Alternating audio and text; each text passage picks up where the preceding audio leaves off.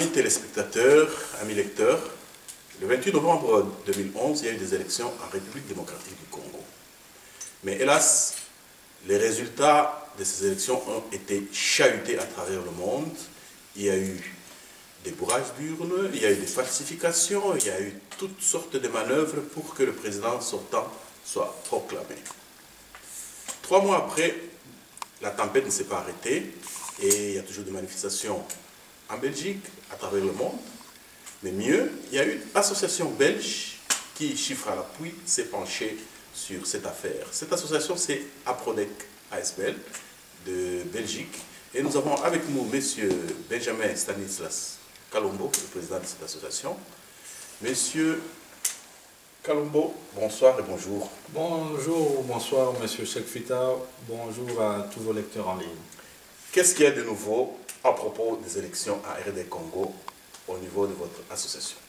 Merci pour la question. Donc l'élément nouveau, ce n'est pas nouveau, façon de parler, puisque ceux qui nous suivent, ils savent comment on a monitoré ce processus depuis le début. On a dénoncé depuis 2000, on a commencé à dénoncer depuis quasiment 2009 tout ce qui se préparait. Et puis on a tenu une conférence ici à Bruxelles le 19 février 2011 où on a dénoncé la fiabilité, l'absence de fiabilité du fichier électoral. Et à l'époque, on avait juste le résultat de l'enrôlement des électeurs que de 2 provinces, mais on avait tout était déjà prêt pour falsifier le fichier électoral. Donc voilà pourquoi maintenant nous passons à une autre étape, celle qui consiste à aller avec tous ces dossiers en justice ici en Belgique, parce qu'il y a eu des violations par rapport à la loi belge. Voilà. Et avant d'aller plus en profondeur, pour vous, ces élections les résultats sont-ils fiables, oui ou non? C'est évident que les élections ne sont pas fiables du tout, puisque la base des élections, c'est le fichier électoral. Si le fichier électoral est vicié, à présent, personne ne sait dire le nombre exact d'électeurs. Donc, selon nos calculs, on a vu que le nombre dans le fichier électoral présumé de 32 millions d'électeurs, il y a au moins 3 600 000 électeurs fictifs. Et on a fait les calculs même pour voir l'impact de ces électeurs fictifs dans le nombre de votants. Et on retrouve exactement la même estimation de 3 600 000 votants fictifs. Donc on ne peut même pas parler des résultats des candidats. Parce que le nombre, il y a 3 600 000 votants qui sont fictifs, qui constituent en somme une réserve de voix, et on présume de Kabila, c'est évident. Et vous allez porter l'affaire en justice, c'est-à-dire contre quelqu'un? Ah, bien sûr, puisque ceux qui ont participé dans la constitution de ce fichier électoral qui est vicié.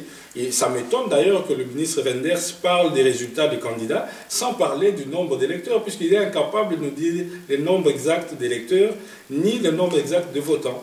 Donc, or, l'État belge a participé dans la constitution de ce fichier en facilitant l'obtention du contrat par ZS, le contrat de fourniture des kits biométriques qui ont servi à l'enrôlement et l'identification des électeurs congolais. Donc ils ont facilité l'obtention de ce contrat en donnant à cette firme la couverture d'assurance pour le non-paiement via l'Office fédéral du croire. Mais l'État belge pourrait rétorquer en disant qu'il l'a fait de bonne foi, et que si par la suite les autres ont fraudé, ça ne l'engage pas. Non, le dossier est très complexe, donc en gros, je vais aller brièvement. L'État belge ne peut pas nier le fait qu'il était... Puisque tout ça, on a dénoncé en temps réel. On a dénoncé le fait que ce contrat a été signé par la firme ZS, entre la firme ZS plutôt, et le gouvernement congolais et la commission électorale indépendante de Malou Malou. À l'époque, la commission électorale indépendante n'avait plus la personnalité juridique, d'autant plus qu'elle était dissoute de plein droit depuis le 3 février. Donc cette institution était devenue fictive. Ça, c'est de 1.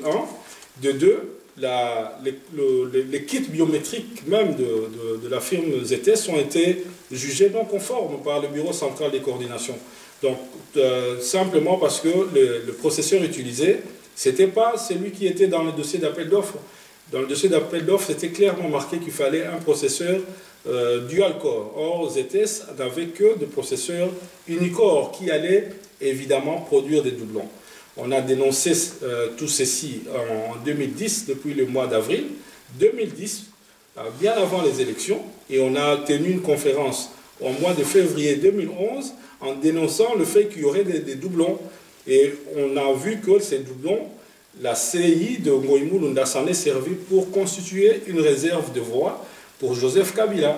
Donc c'est une association de malfaiteurs. Bien, il y a ZS, il y a le gouvernement belge, mais à notre connaissance, ZS ne croit en rien à tout ce que vous dites. Il paraît même que ZS vous a porté plainte pour diffamation, c'est cela? Exact, ça c'est depuis le mois de mars. Et Dieu merci qu'ils ont osé, puisqu'ils faisaient le mort depuis qu'on dénonce cette histoire depuis le mois d'avril 2010. Donc ils n'en pouvaient plus, ils ont porté plainte en mars 2011. Du coup, on peut inster en justice, on peut les contre-attaquer pour procès téméraire et vexatoire. Donc nous, on viendra avec les preuves qui montrent qu'on avait raison de dénoncer ce contrat-là. Donc ça, c'est le premier dossier. Donc on va en justice, puisque le dossier est déjà en cours d'instruction. Donc ça, c'est contre ZS. Mais maintenant, on va ouvrir un autre dossier. Là, on vise directement le gouvernement fédéral via son ministre des Affaires étrangères, pas que lui. Donc tous les ministères qui ont participé à cette association de malfaiteurs qui a produit des électeurs fictifs au Congo en faveur de Kabila. Et c'est ce qui explique d'ailleurs cet empressement de ministre Renders d'aller au Congo, de légitimer Kabila, malgré qu'il n'y a aucune preuve de ce que Kabila aurait gagné les élections. Puisque dans les faits, il parle d'écart de voix. Or, nous, on a calculé, même en calculant le nombre de voix qui posent problème, ça nous donne une affaire de 7,5 millions de voix.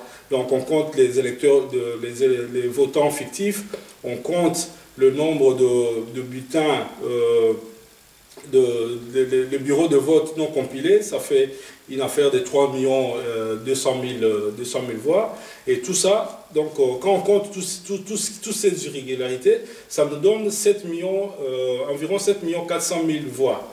Donc comment est-ce que le ministre Renders peut parler d'écart de voix dans cette condition-là? Il va même loin en interprétant de manière tendancieuse les deux rapports de la Fondation Carter. Curieusement, on se demande pourquoi. Donc, il n'a plus d'argument et on voit bien que c'est une association de malfaiteurs. Donc, tout ceci, c'est en violation de la loi belge. Voilà. Depuis 3 mois, les Congolais de Belgique et même du monde entier manifestent contre ces élections qui qualifient de hold-up électoral. À vous entendre parler, votre cheminement va dans la même direction que ces Congolais et ils devraient être partie prenante à ce moment-là. Bien sûr, c'est ça qu'on lance un vibrant appel à toute la diaspora congolaise qui manifeste, qui a bravé les intempéries pendant tout l'hiver en marchant, en dénonçant la fraude. Et certains étaient sur le fait de tout ce qu'on a pu démontrer, pièce à l'appui de la fraude. Beaucoup manifestent parce qu'ils ont bien vu le jour du vote comment la population a attrapé carrément des convois entiers de bulletins précochés au nom de Kabila. Et ça, la population le sait. Et là, l'intime conviction qu'il y a eu fraude. Mais nous, on a apporté la preuve matérielle, la preuve scientifique, rien qu'avec des calculs. Rien qu'avec des calculs, on voit bien qu'il y a la fraude. Donc ça qu'on invite, on invite toute la diaspora de prendre part, et ceux qui peuvent apporter leur contribution intellectuelle, ils sont les bienvenus, et ceux qui peuvent aussi apporter leur contribution financière, et ils sont aussi les bienvenus puisque notre association n'est pas du tout subsidiée. Donc on fait avec les moyens du bord. Depuis 2006, on monitore le processus avec les moyens du bord. Maintenant, on va rester en justice et on va prendre des gros calibres du barreau bruxellois.